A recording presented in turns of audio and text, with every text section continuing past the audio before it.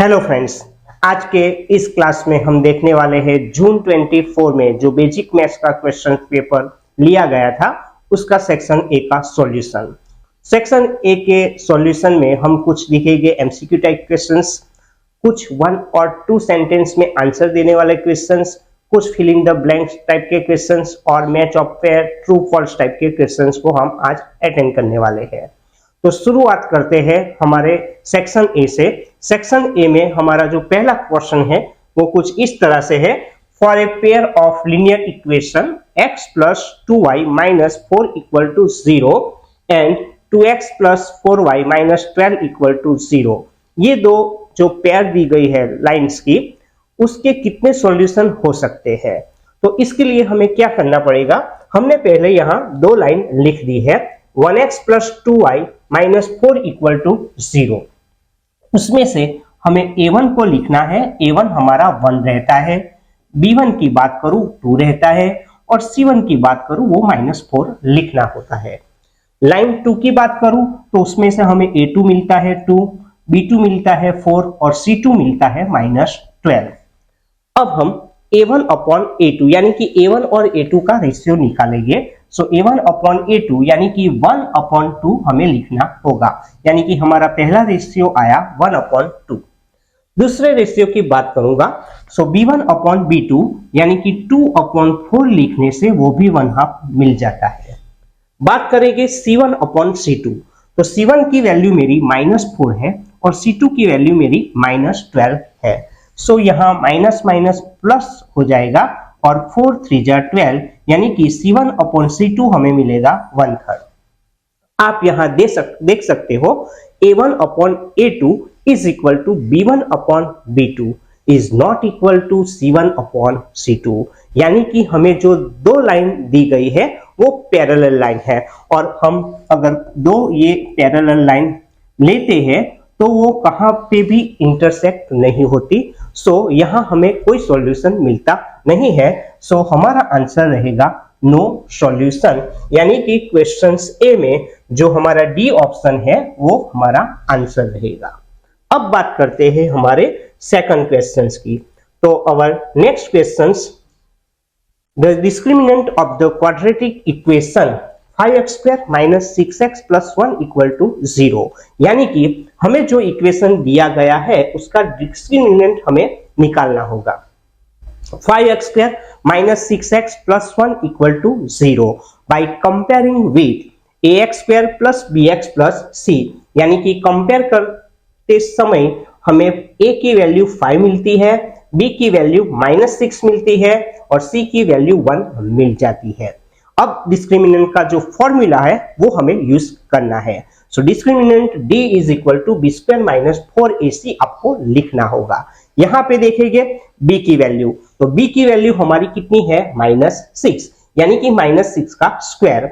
a की value है हमारी 5, सो यहाँ 5 लिखना है। c की वैल्यू 1, सो c की वैल्यू यहाँ 1 लिखी हुई है। -6 का स्क्वायर 36 रहेगा और 5 4 जा 20 इंटू 120 लिखना पड़ेगा, यानी कि 36 में से अगर 20 को निकालो तो 16 बचेगा, यानी कि सेकंड हमारा जो क्वेश्चन था उसका ऑप्शन डी रहेगा 16। अब बात करते हैं थर्ड वाले क्वेश्चंस की। थर्ड वाले क्वेश्चंस में हमें पूछा गया है in an arithmetic progression if a is equal to 8 and d is equal to 4 then a10 हमें निकालना है। तो हमें पता है हमारा जो टर्म्स का फॉर्मूला है an is equal to a plus n minus 1 into d, ये फॉर्मूला हमें यूज करना है। हमारी n की जो वैल्यू है यहाँ 10 दी गई है, यानी कि n की जगह पे अगर हमें 10 लिखना है तो हम लिख सकते हैं a प्लस n की जगह पे 10 लिख दो, 10 माइनस 1 d, यानी कि a प्लस 9d रहेगा जो हमने यहां लिखा है a10 is equal to a plus 9d। यहां पे हमें a की वैल्यू कितनी दी गई है 8, d की वैल्यू हमें 4 दी गई है। सो 8 प्लस 9 4 जा 36, यानी कि 8 प्लस 36 अगर मिला दे तो 44 हमें मिल जाता है। सो हमारा थर्ड वाला जो क्वेश्चन था आंसर रहेगा सी 44। अब बात करेंगे फोर्थ वाले क्वेश्चंस की।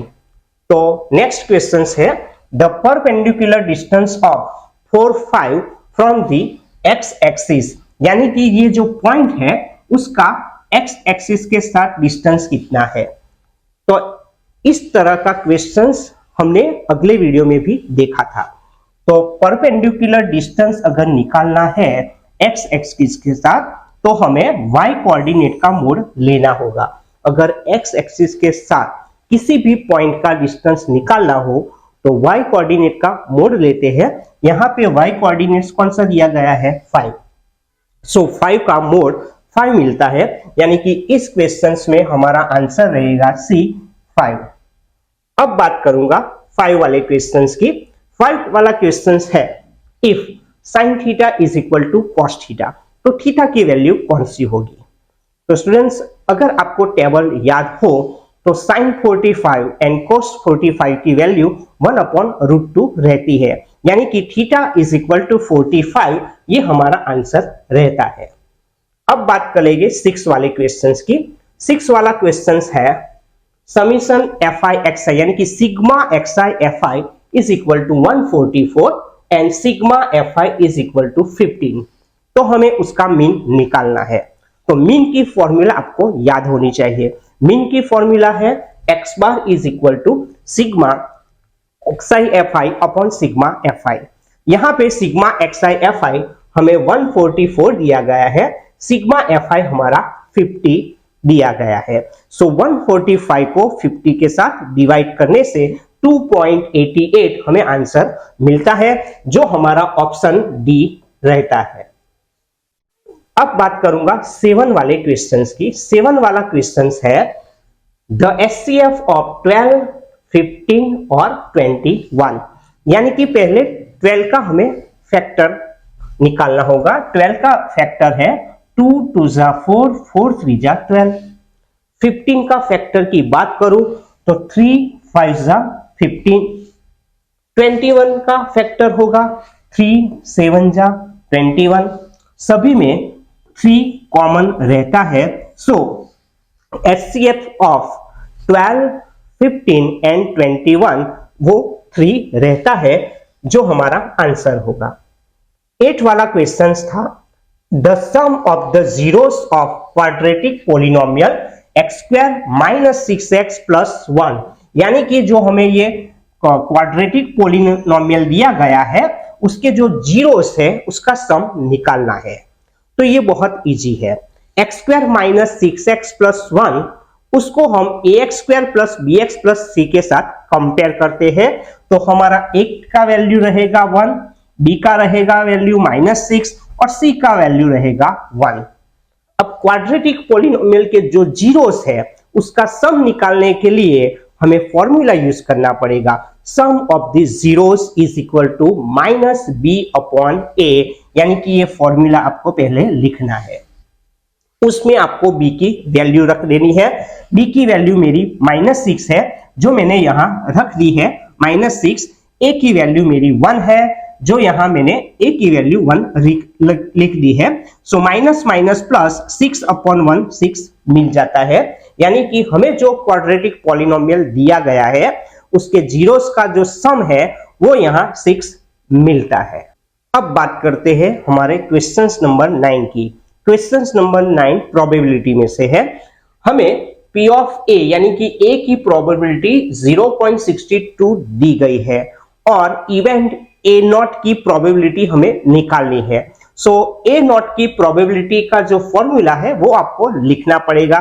A नॉट की प्रोबेबिलिटी रहेगी 1 माइनस P ऑफ A। यहां पे P ऑफ A की वैल्यू जो हमें 0.62 दी गई है वो रखनी है। 1 में से 0.62 को अगर निकालते हैं तो 0.38 हमें मिलता है, यानी कि P ऑफ A नॉट हमें 0.38 मिलेगा, यानी कि A नॉट इवेंट्स की प्रोबेबिलिटी रहेगी 0.38। अब बात करते हैं 10 वाले क्वेश्चंस की। यहां पे हमें फिगर दी गई है, राइट एंगल ट्राइंगल दिया गया है और हमें पूछा है साइन थीटा की वैल्यू। तो हमें साइन थीटा का जो फॉर्मूला है यहां रखना होगा। साइन थीटा का फॉर्मूला रहता है ऑपोजिट साइड अपॉन हाइपोटेनस। तो यहां आप देख सकते हो थीटा की जो ऑपोजिट साइड है, यानी कि ये परपेंडिकुलर साइड आपको लिखनी है ए बी, और जो हाइपोटेनस है वो इस तरह से रहता है AC, वो भी आपको यहां लिखना है, यानी कि AB अपॉन AC वो साइन थीटा की वैल्यू हो जाती है। अब बात करूंगा 11 वाला क्वेश्चंस में। 11 वाला जो क्वेश्चंस है उसमें हमें पूछा गया है कि हम सर्कल के कितने पैरेलल टेंजेंट्स रख सकते हैं। तो सर्कल के कितने पैरेलल टेंजेंट आप देख सकते हैं फिगर में, दो पैरेलल टेंजेंट हमें मिलते हैं, यानी कि हमारा आंसर रहेगा 2। 12 वाला क्वेश्चन था if z is equal to 20 and mean 50 और हमें मीडियन निकालना है। तो मीन मीडियन मोड के बीच का जो रिलेशन है वो आपको याद रखना ही है। हर एग्जाम क्वेश्चन पेपर आप देख लो, उसमें एक टाइप ऑफ क्वेश्चंस ये रहता है। So z is equal to 3m minus 2x bar, यानी कि mode is equal to 3 median minus 2 into mean आपको रखना है। यहाँ पे z की वैल्यू मुझे दी गई है 20, x बार की वैल्यू दी गई है 50। सो 50 टू 100 यहाँ लिखा गया है। ये माइनस 100 उसे राइट हैंड साइड से हम लेफ्ट हैंड साइड ले जाते हैं। सो 20 में अगर 100 को मिला दे तो 120 यहां मिलता है, यानी कि 3m is equal to 120। So m is equal to 120 upon 3, यानी कि इसका आंसर है वो 40 रहता है। So median is equal to 40। अब बात करता हूं 13 वाले क्वेश्चंस की। 13 वाले क्वेश्चंस में पूछा गया है the product and quotient of a non-zero rational or irrational number is always rational number। ये सेंटेंस ट्रू है या फॉल्स? तो हमें नॉन जीरो रेशनल और इरेशनल नंबर का प्रोडक्ट एंड क्वोशंट हमें रेशनल नंबर कहा है, तो ये सेंटेंस पूरा फॉल्स है। अब बात करते हैं 14 वाला क्वेश्चंस। 14 वाला क्वेश्चंस में एक ग्राफ दिया गया है हमें, और इसका जीरोस 1 कहा है, ये ट्रू है या फॉल्स? तो आप देख सकते हो ये जो कर्व है हमारा वो एक्स एक्सिस में 1 पॉइंट पे टच होता है, तो इसका जीरोस कितना होगा 1, यानी कि दिया गया सेंटेंस वो ट्रू है। अब बात करेंगे 15 वाले क्वेश्चंस की। 15 वाला क्वेश्चंस है the graph of pair of linear equation if the line coincide then there are infinitely many solution, यानी कि एक लाइन है उसके ऊपर दूसरी लाइन अगर हो तो वो हो जाएगा कोइंसाइड, तो उसके मेनी सॉल्यूशन मिल सकते हैं, यानी कि इनफाइनाइट सॉल्यूशन। तो ये पूरा सेंटेंस ट्रू है। अब बात करते हैं 16 वाले क्वेश्चंस की। 16 वाले क्वेश्चंस भी ट्रू फॉल्स टाइप का है। उसमें हमें एक प्रोबेबिलिटी दी गई है, वो है -1.5। तो किसी भी इवेंट की प्रोबेबिलिटी माइनस तो हो ही नहीं सकती, क्योंकि जो प्रोबेबिलिटी है वो 0 या 1 के बीच की हो सकती है, या 0 हो सकती है या 1 हो सकती है। 0 से कम भी नहीं हो सकती और 1 से ज्यादा भी नहीं हो सकती। सो -1.5 प्रोबेबिलिटी कोई भी इवेंट की होती नहीं है, यानी कि ये सेंटेंस हमारा फॉल्स है। अब बात करते हैं 17 वाले क्वेश्चंस की। 17 वाले क्वेश्चंस में हमें पूछा गया है right the common difference of the arithmetic progression -5, -1, 3 और 7, यानी कि हमें इसका कॉमन डिफरेंस निकालना है। कॉमन डिफरेंस निकालने के लिए सेकंड टर्म में से फर्स्ट टर्म को निकालना पड़ेगा। तो मेरा सेकंड टर्म्स है -1, मेरा फर्स्ट टर्म है -5, यानी कि -1 में से आपको -5 निकालना होगा। सो ये -1 लिख दिया, माइनस +5 लिखना पड़ेगा। 5 में से 1 को निकालू तो 4, यानी कि कॉमन डिफरेंस रहेगा 4। अब बात करते हैं 18 वाला क्वेश्चंस। 18 वाला जो क्वेश्चंस है वो 2 मार्क्स में ऐसे तो पूछते हैं, लेकिन पूरा क्वेश्चंस आप ध्यान से समझ लेना। From A point Q the length of tangent to a circle is 24 centimetre, यानी कि जो टेंजेंट है वो 24 सेंटीमीटर हमें दिया गया है। And distance of Q from the centre, यानी कि ये सेंटर O है, उससे Q का डिस्टेंस हमें 25 दिया गया है, यानी कि ये दो वैल्यू हमें दी गई है।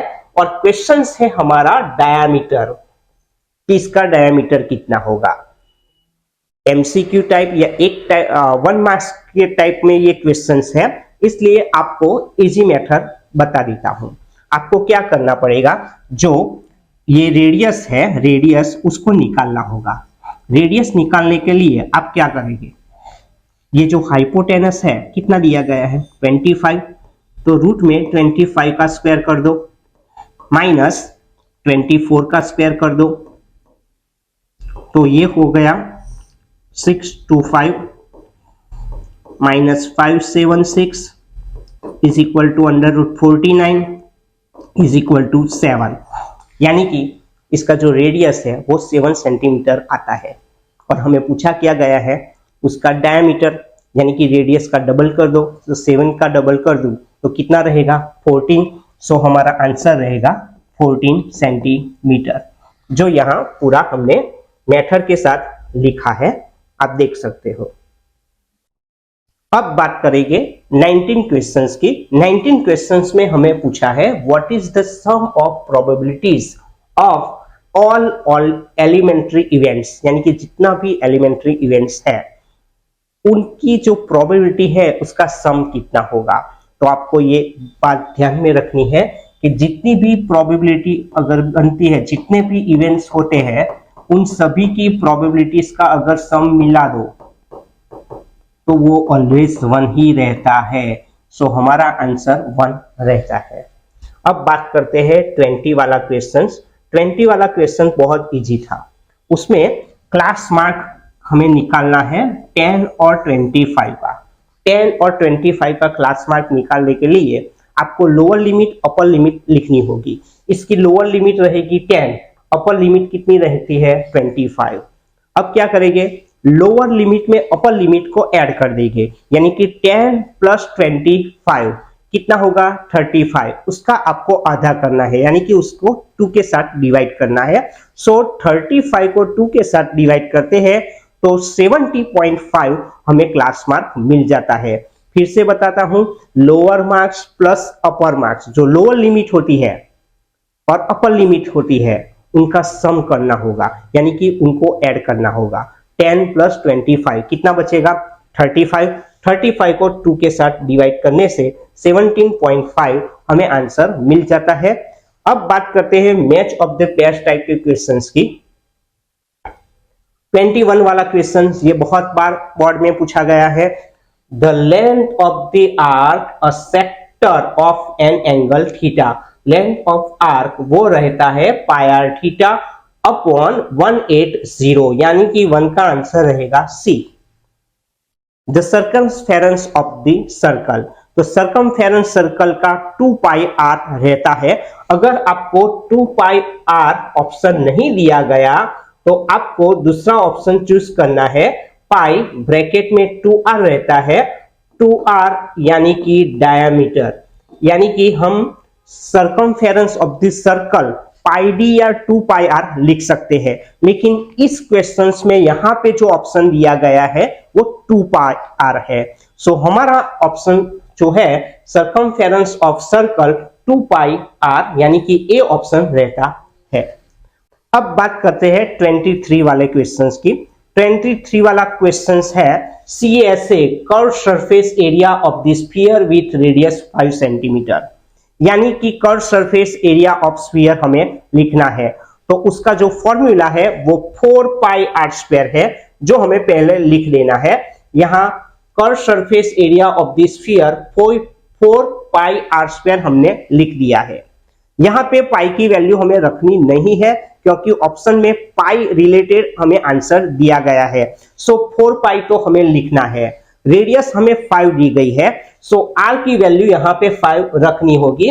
5 स्क्वायर 25 लिखते हैं, 25 4 जा 105, यानी कि हमारा जो 23 वाला क्वेश्चन था, CSA of the sphere with radius 5 centimetre is 100 pi.